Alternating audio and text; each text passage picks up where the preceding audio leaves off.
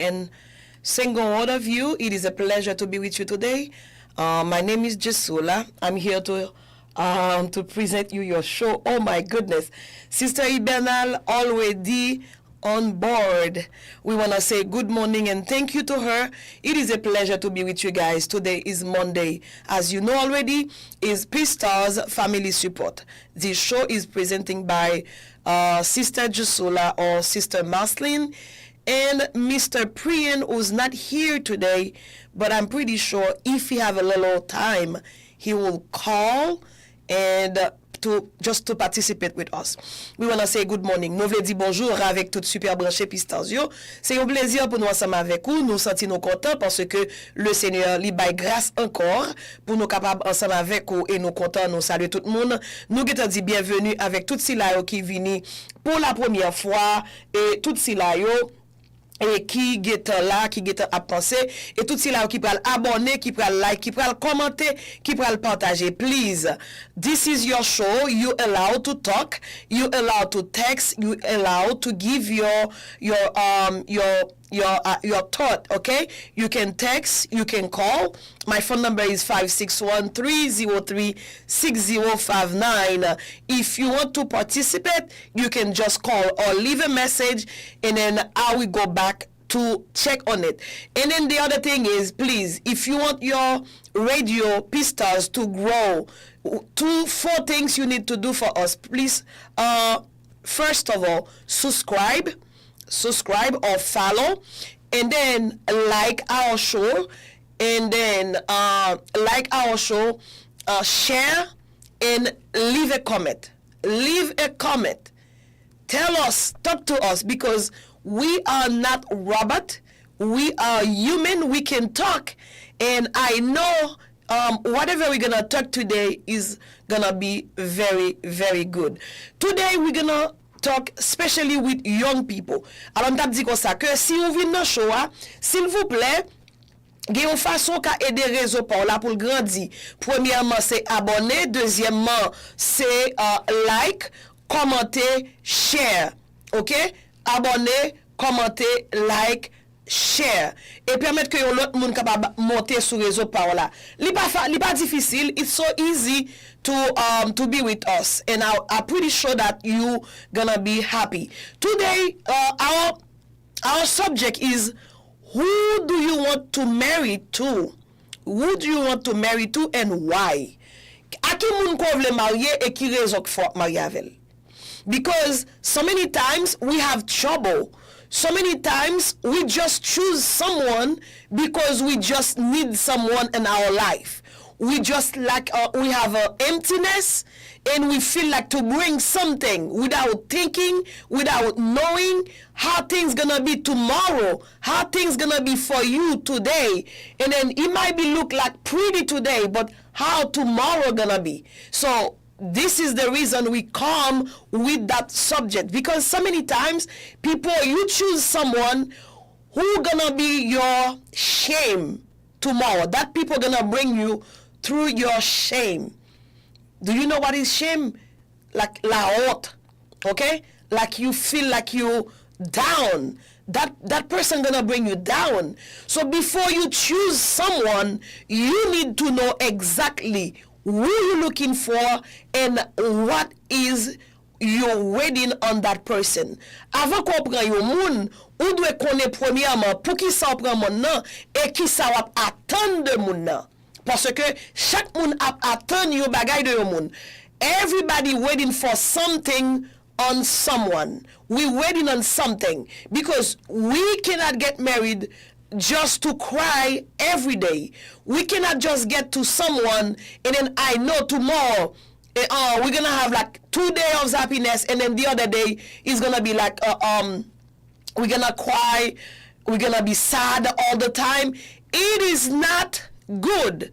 It is not good. You need to choose someone, and you know that person care for you, that person love you, and that person will go extra miles to fulfill your need. You don't marry someone just for sex. You don't marry someone just for money. You don't marry someone just to change your name. But you marry someone because that person is the person I'm really looking for. So choosing someone is not really easy. It's easy for people who just want to have a pastime. Choisir un moun pour marier, li pas vraiment facile. Li seulement facile pour moun qui besoin passer yon ti kaltan. Moi juste besoin faire yon ti temps. I remember I watched a movie. He said like one night with my enemy. Okay? Some people you sleeping with is your enemy. You don't know. That person gonna cause your life tomorrow.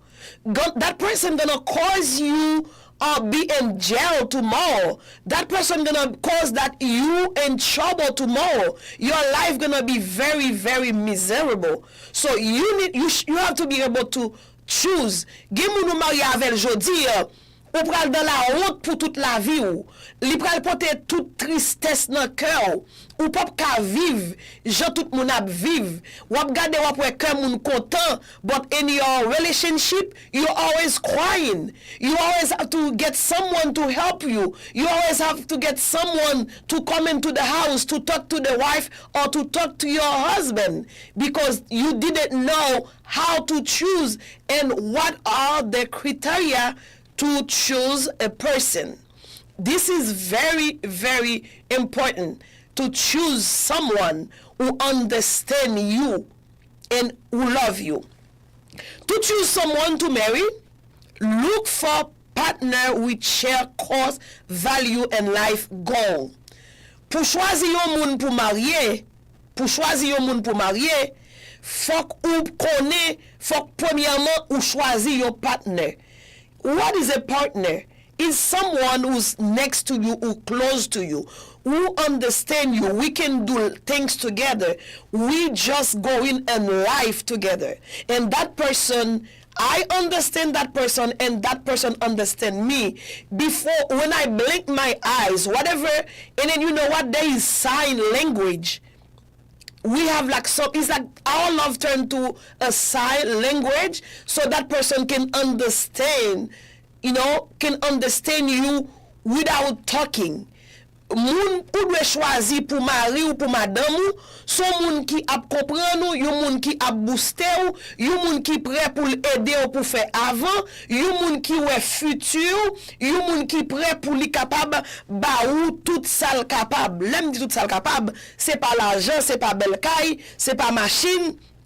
Parce que des fois, nous toujours, ouais, gen fille là, depuis le ka manger, depuis le li ka voyager, depuis le que, eh bien, gen a fait, li pote tête li vini. Vous comprenez? Ou du moins tout, the name, they think, oh my goodness, my name gonna change. No, it's not only that. You need someone to be your friend. You need a friend.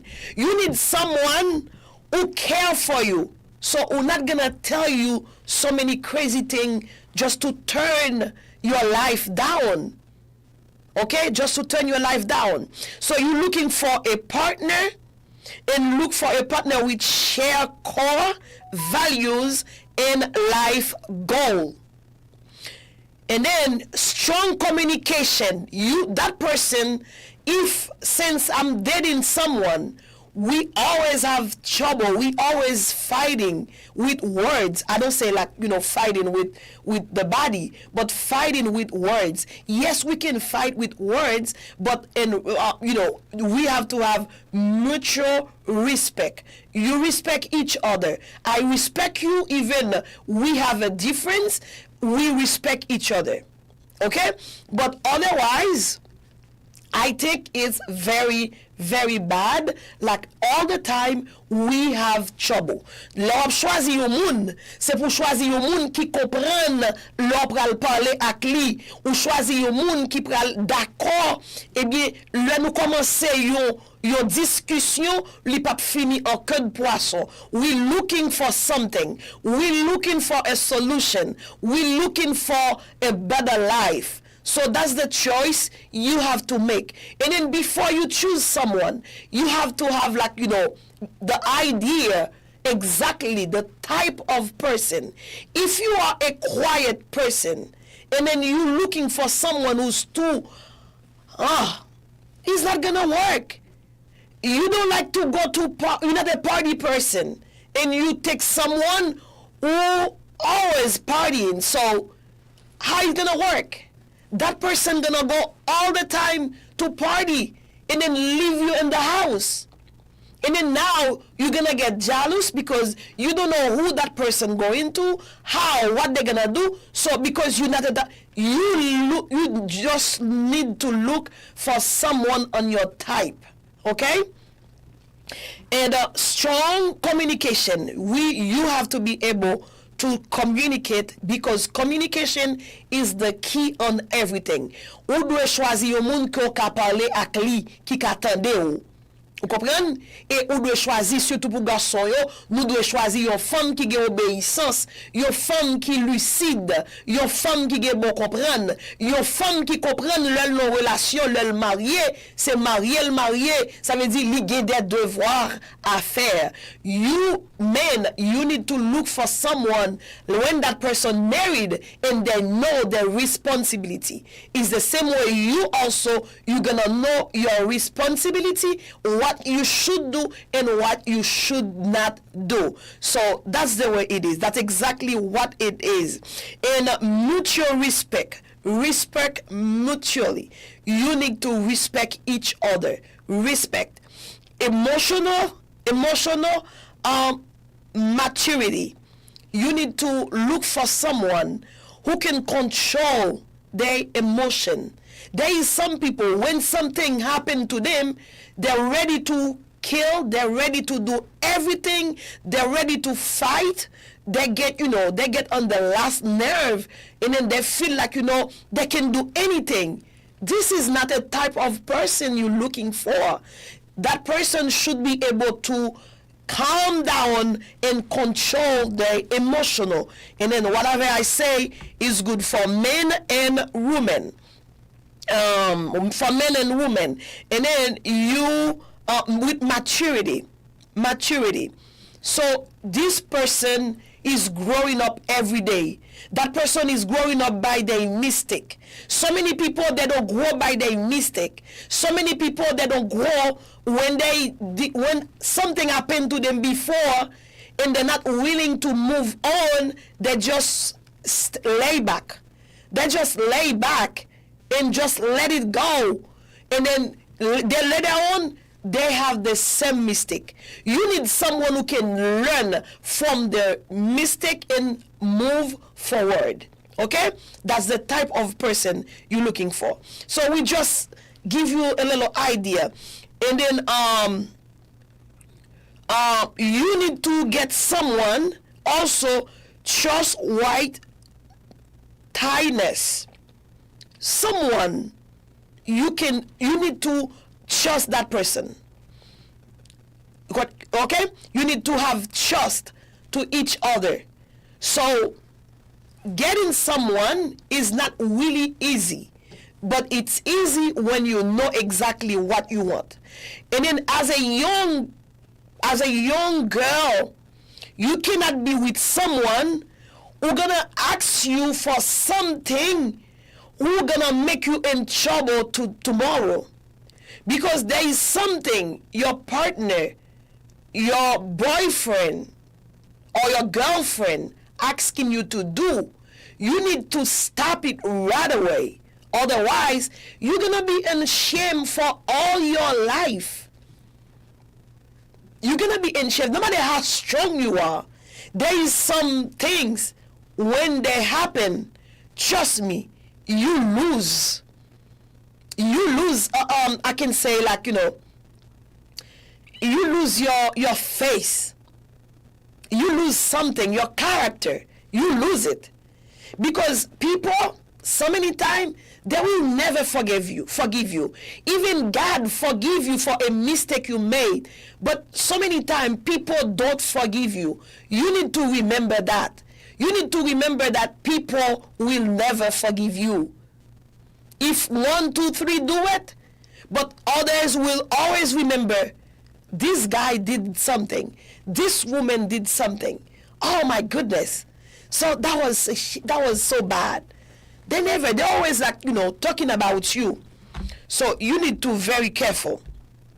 And that says, consider their support for your ambition. Ou besoin support moun que wap vive avec liya.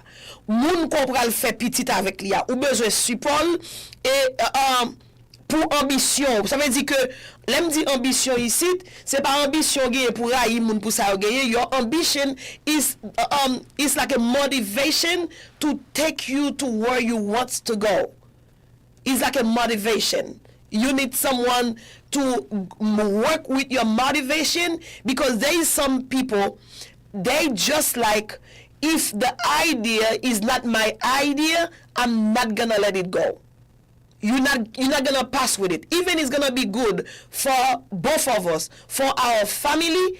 No, I always have to have the good idea. If it's not me, it's me or no one. So it is not good. You need someone who can support you on your ambition. How you handle conflict as a team. Les conflits, nous devons travailler sur eux, nous devons faire eux, nous devons avancer avec eux comme un team. How and their ability to build a state future. Nous devons bâtir futur nous ensemble. Nous carrément, you might be with someone, but you have to be able to build your future. If you have someone together, if you have someone, and then you dating that person, or that person become your fiance, and that person doing their thing, you don't even know what he's doing or what her doing. He's working or she's working. So you don't know what she does with her money. You don't know what he does with his money. So don't even think like when you're married, things gonna be changed. No.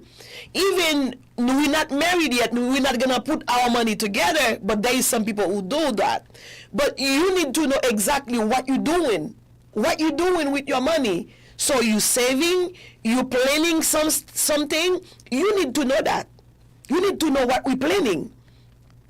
Rather than just romantic chemistry, a partner should not only make your life better, but also inspire you to grow and be a partner you can really and on top all of life challenges. Ou pas seulement besoin yon moun, yon partner qui capable porter yon better life pour vous. Because some people, that's all they're waiting for.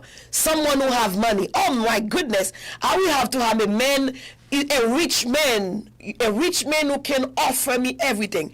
And I'm telling you that you might have everything in the world, but you're not in peace. You might have everything in the world, but you're never happy. You might have everything in the world, but you crying all the time. You crying all the time. You might have everything, but you're miserable. Ou ka get tout ça, ou pas besoin yon moun, ou besoin yon partenaire qui seulement là pour le faire que content, pour boy yon better life, because better life is good. But the thing is, after the better life, that person might say, okay, I give you everything, so I can be out there at the time with whoever I want to. Because I pay your bill, you have food, you have clothes, you okay. And then you don't need to know what I'm doing. You don't need to know what kind of business I'm doing to make money. You need to know that. This is not a relationship. This is not a relationship. Affaire pour dire que ça que m'pas besoin qu'on soit réglé, m'pas besoin qu'on soit réglé. Li pour relation. A partner should not only make your life better, but also inspire you to grow. Ou doit gen yon moun qui ap aidon pour grandir. You need someone who can help you to grow. You need someone who is there to inspire you. You know what? If you do this, try this. Let's try this. Maybe we can get some there. We can get there together. Let's try this. You know? Okay, you're working. Why don't you try to Why don't you try a business? Why don't you try to go for another major? Why don't you try this? Inspiring you at all the time that you can do better. You don't have to have someone who just happy because you have money. No. And then don't trust that person because they said, oh, I can give you everything so you don't have to work. No, I have to work. I'm not paralyzed. I'm not disabled. You need to work. Okay? As a woman, you need to work. As a man, you need to work. You need to work. You need to work. And then, and also inspire you to grow in a partner who can really own your thought at your life. Ça veut dire que un monde qui est capable d'aider avec qui a aidé avec challenge qui devant. You need someone who can help you with your challenges, excuse me, with your challenges. So that person is there for you. That person is like constructing your life. That's the type of person, woman, you need, or men, this is the type of person you need. So when you're making choice to marry, you need to be able to open your eyes. You don't do by just love, because love can be done one day. Because there is so many things. We had that emission not too long ago. There is so many things. Love cannot just help you on that. You need love, but you need all the other little simple thing. You take the little, but that's the thing we're gonna bring, or we're gonna keep your relationship alive. A phone call, and I love you, I care for you, I cherish you, you are so wonderful, you are beautiful. You know, this is what I have, what I got for you. You know, those little simple things can help you. These little simple things, you need that. You don't go to a relationship with your eyes closed. You're gonna dump to the how can I say that, to a river, and then you're not gonna be able to go out. You need to be strong. You need to be like very strong and open your eyes. Especially you women, we need to open your eyes when you get in someone. Don't get married because you're getting old. Do not get married because you feel like, you know, you're late. Everybody else getting late, getting married except for me. No. You need someone who can understand you. Understand you are a human. Understand you are someone who's that person's supposed to value. You have your value. And this will take you for, you know, for who you are. For who you are, okay? Find someone who aligns with your fundamental belief and has compatible vision and features, especially concerning family, career, and lifestyle. Cherchez yon moun, look for someone who align with your fundamental belief. Especially you are Christian. Look for some Christian as you want a relationship to be stronger. Cherchez yon moun qui nan même religion avec. Look for someone who have same faith as you do. And has compatible vision. Nous devons avoir vision qui compatible. Nous devons avoir vision. Moi j'ai vision ça, ou j'ai vision ça, et puis nous coller ensemble, n'a marcher avec lui.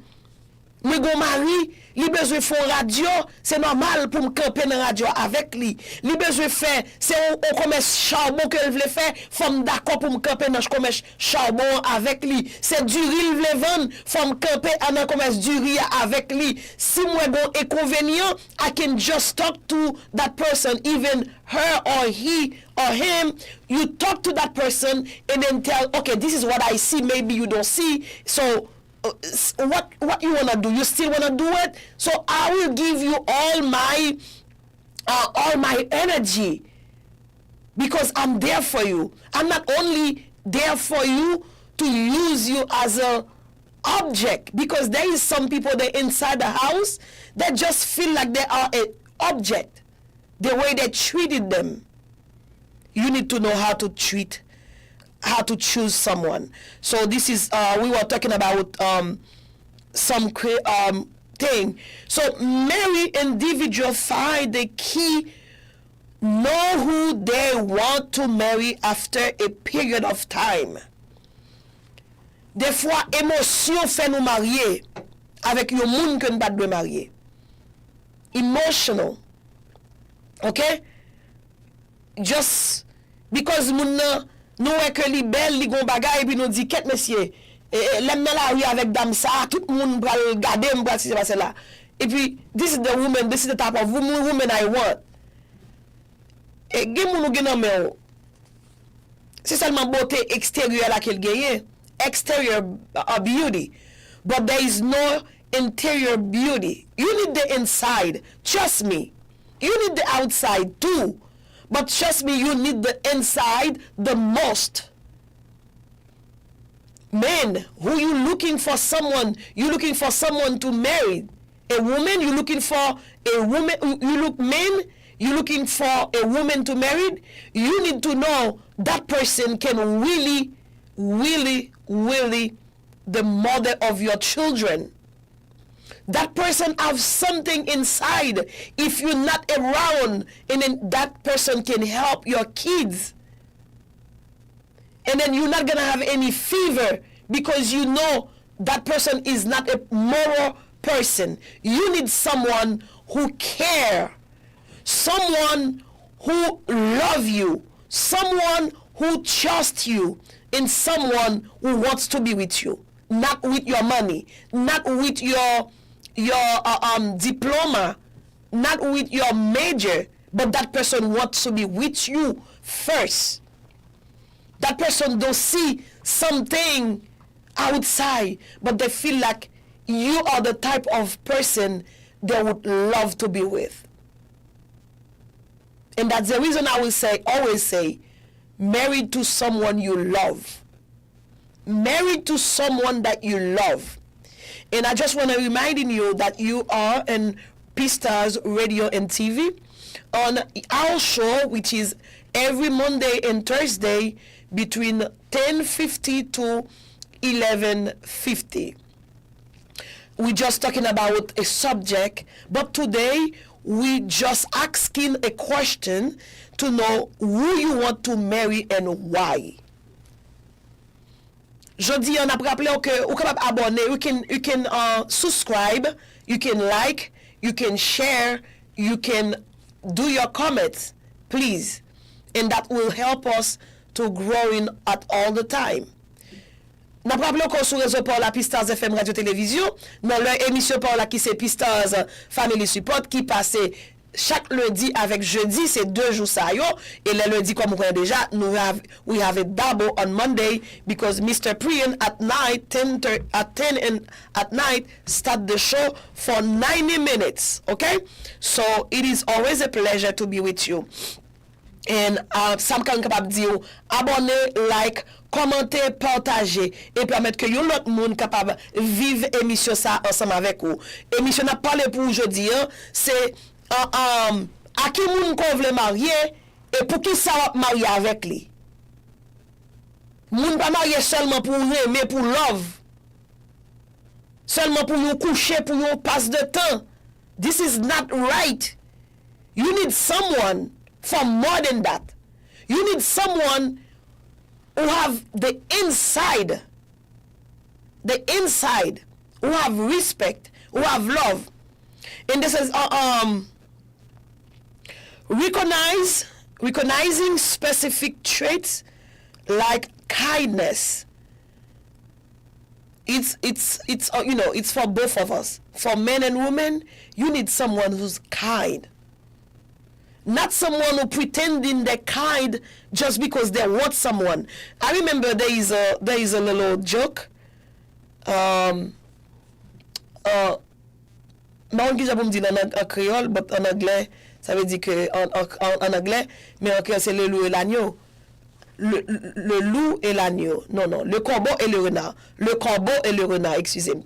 Corbeau a, li gon cheese nan bouche li. Li gon cheese nan bouche li. And you know what? Let me tell you something.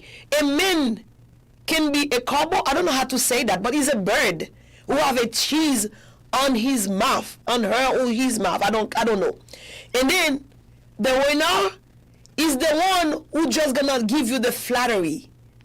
You know, tell you you are beautiful, you are so nice, you are kind, you this, you that, but inside of them, they're lying. You from Kabo Manti, ou gaso Kabo Manti. But they abdou konsake, yabdou bagay ko bezwe tande. A woman can tell you exactly what you want to hear. A woman can tell you, men. A man can tell you exactly what you want to hear. And then just to take you. And as the minute that take you, they're gonna give you the other side. Oh, we call that the other side of the story. There is something, there's always something you don't know. It's like we're signing a contract. When you're signing the contracts, there is some little fine words or fine writing. You don't pay attention, even you have glasses. But they're so little, they're so fine. You don't pay attention, and this is how you're gonna get in trouble, because they're in the contract, but you didn't pay attention to read it. So before you married someone, you need to know exactly. You're not gonna know that person 100%, but at least you need to know a lot about that person. And even though things gonna be changed, but at least you need to know some. Share your values. No. Okay. Yes, you have to know. You need to know how to share your values, because everybody have some values, and the ability to build a strong, supportive relationship together, rather than thought an instant revelation. Ok? Nous devons penser, nous devons comprendre à moun sa nous pral marier. C'est un moun qui pral marcher avec rêve nous. C'est un moun qui pral supporter nous. Is a supportive person. Supportive person. That person gonna support me. Okay? Is not someone when I come with something, he said, you know what? No. You need someone to give you thumbs up and to make you stronger. When you feel like you're gonna fall, and that person is there to just catch you. Not as God did, not as God do, but at least that person should be able to catch you when you're falling. The decision often terms from a deep connection. Ça veut dire que des fois en de connexion yo so many times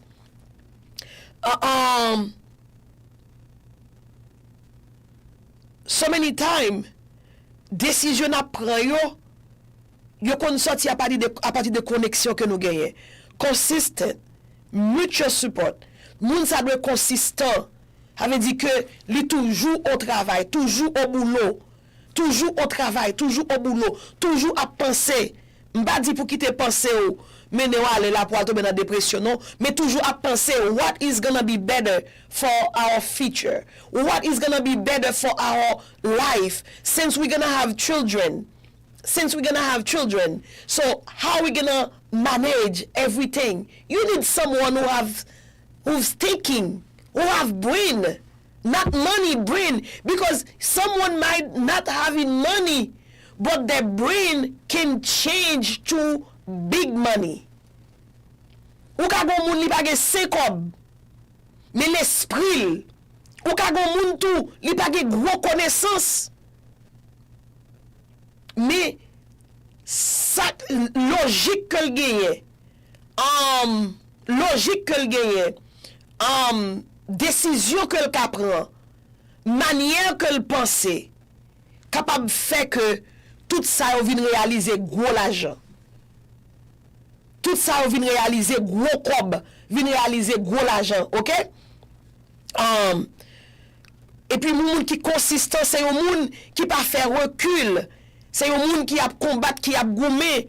Moun ça pas faire recul. Moun ça d'accord pour lui grandir, pour le bataille, pour l'avancer. Moun ça d'accord pour le bataille, pour l'avancer, il pas faire recul. Et on dit comme ça que c'est un moun qui in the realization that the partner inspired them to be their best selves. Ça moun a apporté a. Gen moun ou avec li, bren li mouri, pas grand rien ka porter pour ou. Li seulement apte nous porter ba li seulement. Li seulement apte nous porter ba li mais pas grand rien pour le bail. Li pas gon conseil, li pas gon idée, li pas gon suggestion, li pas gen rien. Quand on bral la moun comme ça. Quand on bral avec un moun comme ça. Et gen moun depuis le gen pasteur qui gen conscience kon gon moun kal marié et puis li dit moun ça pas ka marié oui. Because li pas un futur là. Il pas un futur là. Gen moun ou yo pral ensemble comme parents faut commencer crier parce qu'on pas un futur moun ça yo. Moun ça petit ou pral marié, a garçon ça fille ça, ou pas un futur dans moun ça. You don't see any future. Nous voulons dire merci avec Madame Nadia, Marie Nadia Sévère qui a like et Nathanaël Pajot qui a like pour nous. Demande s'il vous plaît, ou ka like vidéo a. Maybe you don't like whatever we're saying, but I want to say thank you to those people, to these two people who like and share our live. It's very important when you do that. That's encouragement, okay? Ça c'est encouragement yoye. Le que émission yo a fait ou like ou commenter ou partager. Ça est vraiment important. Et yo dit key factors to deciding to marry: share values and price principle, a strong alignment and fundamental belief and life principle provide a stable foundation for a long-term partnership. Clé pour prendre moun pour marier, c'est là nous capable share value nous ensemble. C'est là que valeur nous mettons ensemble et yo principal. Nous d'accord pour nous vivre ensemble. M'gita ouais que a moun sambral vivre là. A moun sambral vivre là, c'est un moun qui comprend moi. Comprendre? C'est un monde qui comprend moi. C'est un monde qui capable aider pour me river dans, c'est un monde capable aider pour me river dans, capable dire dans côté me vle river. C'est un monde qui booster. This person is a booster to me. That person is a booster. La booster pour me river. La booster pour me bataille. La booster to fight a good fight. That person helping me to fight a good fight. Okay?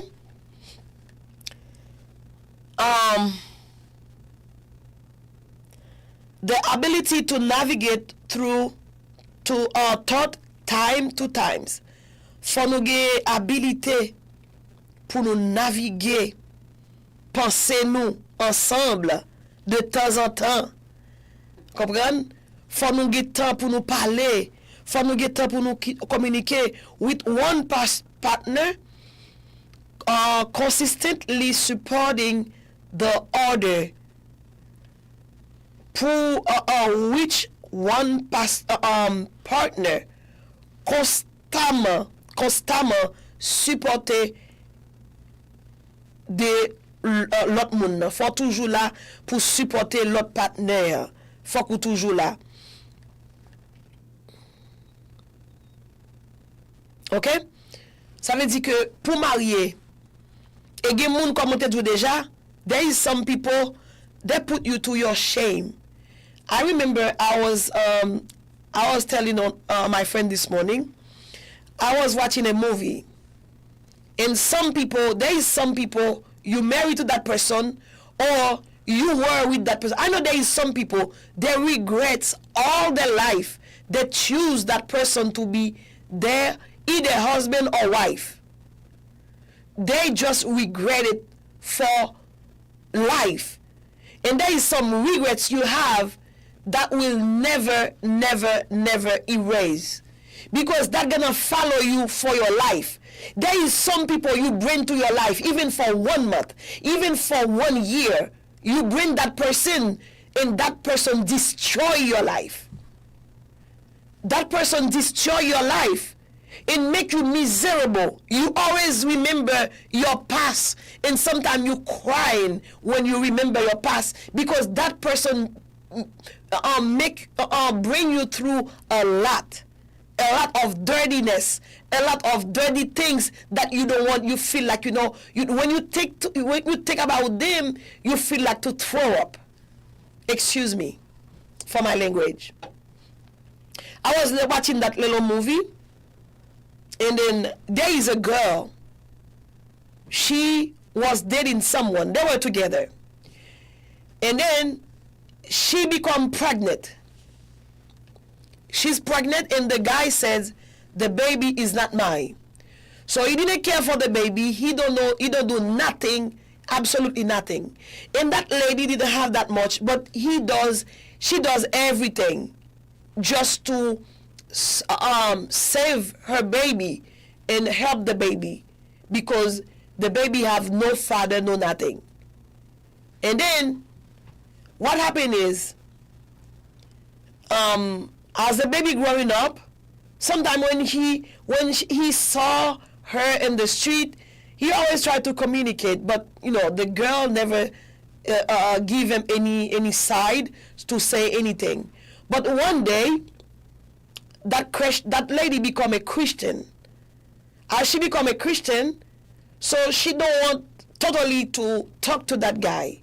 They can say hi, but he don't want to do anything. And then that girl one day go into church, and the guy stop her, and then says, I need to sleep with you, to have sex with you.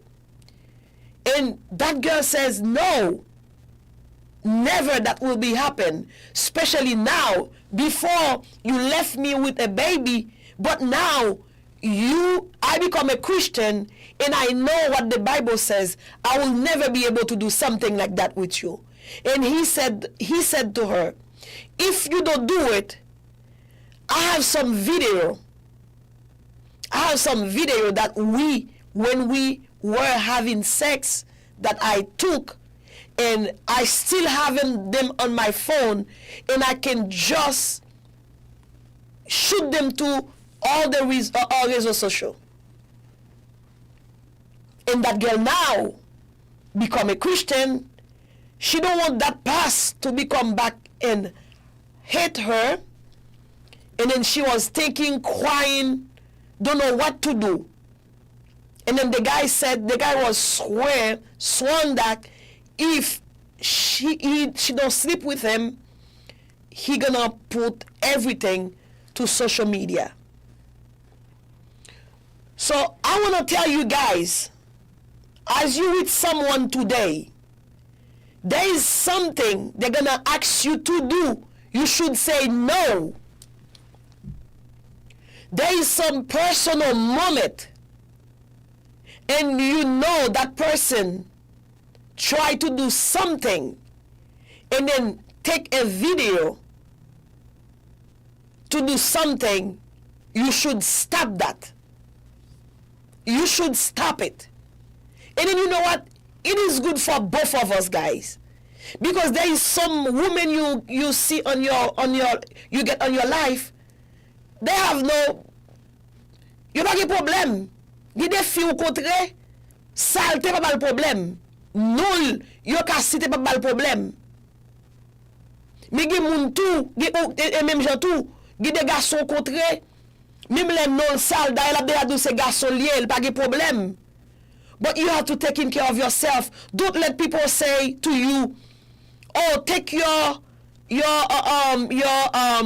private picture and send to me." This is insane, nasty. Pas que personne moun di ou prend photo corps pour voir bali photo toutouni. No, don't let that person do that to you, because one day when you think you strong in another relationship, and that person gonna, just because of jealousy, gonna bring all these to the table. What you gonna do? What you gonna do? And sometimes that person, some people, they use your past just to bring you down, just to drag you down. Some people, they love to do that. Use your past. Especially young women. You have to be very careful what you're doing today. You have to be very careful. And then, don't even think, I can get pregnant for a man, and then he said that person, that kid is not mine. And men, don't even think, because you are a man, sleeping with 1,000 women is nothing. You have to remember, you can get sick. There is so many sickness from people who are having sex. You need to know that. And there is some disease you catch from someone that's gonna cause your life. You need to know that. Toujours comprendre que à moun wap fait relation, à moun gen relation, ou pas kon ki maladie ou genye, ou même ki gen plusieurs partenaires. Kap coucher à droite à gauche avec l'autre moun ou pas connaît. Always remember, you can get in trouble. You can get sick. And there is some virus you can get from that person, and gonna cause your life. Gonna bring you to death. Ge bagay lo fel. Ge bagay lo feli. Li ka cause la vie ou. Li ka cause personnalité ou. Li ka cause que ou down for all your life. You can always lift your head to talk to someone. I want to tell you something. Life is very short. Life is very short. How do you want to live your life? Who gonna bring to your life? Don't think that, my life is my life. Sometimes the parents talking to you guys, and you say, "Oh, this is my life. I do whatever I want." C'est la vie ou. Mais songez demain, si Dieu veut, c'est pas on pral bay problème ça que fait ou parler ya. C'est même pas on pral crier, on pral besoin de $20 chaque jour, et ça que fait on y a pédé par en pile là. C'est parce que yo wè bagay ko pa wè yo wel. Et yo vle aider ou. And I always say to children, to whoever you are, moi toujours dis ça. There is no one who loves you more than your parents. There is no one after God who love you more than your parents. Sometimes young men and women, you choose to listen to your friends. You choose to listen to people who don't know, who just see you in the school, in the street, or wherever. You choose to believe them. You choose to trust them besides trust your parents. This is wrong.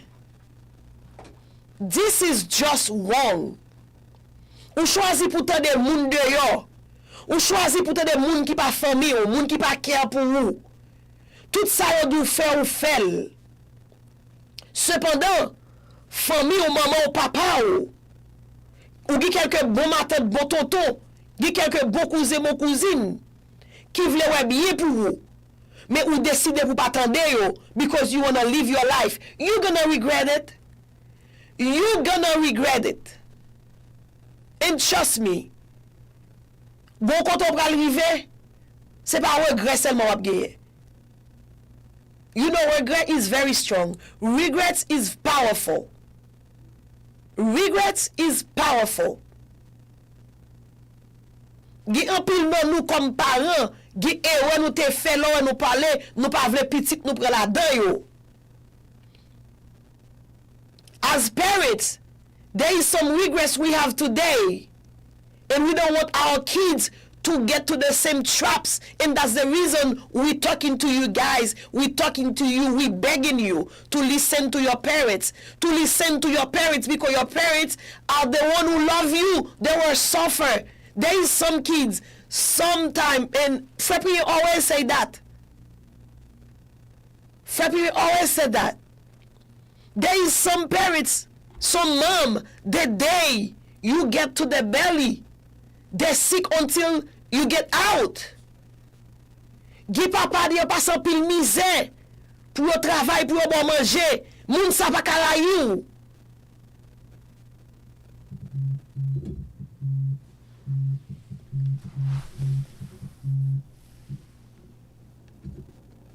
Parents pa karayou. There is so many times your friend tell you your parents don't love you. No, it's a lie. A big fat lie on top of that. Maman ou papa pa karayou. Yo karayi sa wap fet pa bo. Your parents cannot hate you. They might hate what you're doing wrong. What you're doing which is not right. But they love you. They care for you. They want you to have a good future. Ou pare de fwa ge parents li kon di ou tel moun ba bon pour marier ou choisi prendre et puis ça passe. Ou tombe nan problème. Always remember, life today cannot be comparable to the life you can have tomorrow. If you choose to have a good life, if you worked on it, if you love your life, you take your time to give it to someone who care for you, who love you, who understand you deserve to be loved. And I think these little words was helpful. Moi espère que ti parole sa yo te aide ou. Et si ou même ou se parents tap tande nous, s'il vous plaît, fais piti tout tande. Fais piti tout tande. Mettez au chita. Sou trouve te important. Sou trouve te important. Ou ka partager le tout. Ou ka partager le. Ou ka quitter un commentaire sou vle. Ou ka like. Parce que moi-même, moi, c'est maman petite. Moi, j'aime tout le monde. I love all the children. You don't have to be my daughter, my son. I love everybody. And I'm praying that God help you to be the better person every single day. To be the better person every single day. You can do it. You can do it. There is life you're living today is going to be a shame for you tomorrow. There is some dirty life you're living right now is going to be a shame for tomorrow. So instead of doing one thing, instead of listen to your friends who sometimes don't have nothing on their they already messed up, they want to mess you up too. Gezan mou geye, li fin fè tete l bezou pou fè tete tout. Parce que c'est là le plaisir li. C'est là le qui content n'a gen sujet pour nous converser. Faut qu'on ouvre les yeux pour qu'on ki zanmi wap choisi. Everybody cannot be your friends. Everybody cannot be your boyfriend, your girlfriend. You have to pick and choose who can be your friend, who can be your girlfriend or boyfriend. You have to be able to choose, pick and choose. Ok? Moi espère que ti conseil ça a été aidé nous. Que bon Dieu bénisse tout le monde. Que bon Dieu protège nous. Que le protège petit nous yo. Que le fait prendre de bonnes décisions. May the Lord bless all the children. May God bless all people who's ready to get someone in their life. May the Lord guide you. May He protect you. May He give you all your heart desire. Et pendant ou même ou obtenir yon moun qui gagne l'argent, travail ou même pour faire comme tout. Pas dit moun ap vin levo à terre. Ça n'existe pas d'ailleurs. Même pas qu'on a moun k'ap vin dire besoin nèg qui pour lever ma terre. What? I need someone who's with money who gonna pick me up from the ground. No. Get to your feet and work and ready for someone. We're gonna meet them halfway. That person have something to bring, and also myself, I have something to bring. M'ge connaissance, moi j'ai l'argent. Ça veut dire que c'est ça que je devais dire. Je dis, the subject was who you wanna marry to and why. À qui le monde qu'on veut marier et pour qui ça? Moi espérer que ou te joindre bagay dans sujet ça. Bonne journée, t'allez nous retourner pour la prière. S'il vous plaît, abonnez avec nous, like, commentez, partagez. Please subscribe, like, leave a comment, and just share the emission. Thank you so much. I love you all. May the Lord bless you. Thank you.